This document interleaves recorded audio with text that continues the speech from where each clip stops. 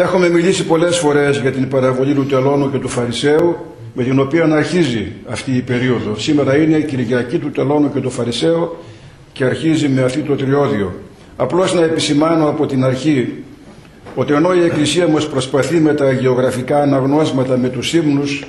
να μας εισαγάγει σε μια ατμόσφαιρα προσευχής, κατανήξεως, μετανοίας, ταπεινώσεως, καλλιεργίας και αποκτήσεως όλων των αρετών, ο διάβολος δυστυχώς μας σωθεί προς τα αντίθετα. Και ενώ παλαιότερα οι άνθρωποι πρόσεχαν αυτή την περίοδο περισσότερο, τώρα με την καταστροφική μανία που έχουμε υποστεί από όλες τις πλευρές και με τα καρναβάλια τα οποία παντού διαφημίζονται και προβάλλονται, η χώρα μας έχει καταντήσει ουσιαστικώς ένα μεγάλο καρναβάλι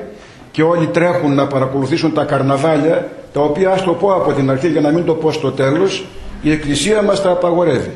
Και έχω πει πολλές φορές εδώ, στο τέλος ιδιαίτερα στην απόλυση, ότι αν εγνώριζα ότι κάποιοι από εσάς όχι μετέχουν των καρναβαλιών και ντύνονται και χορεύουν και μασκαρεύονται, αλλά ακόμη και αν παρακολουθούν καρναβάλια, δεν θα τους κοινωνούσε.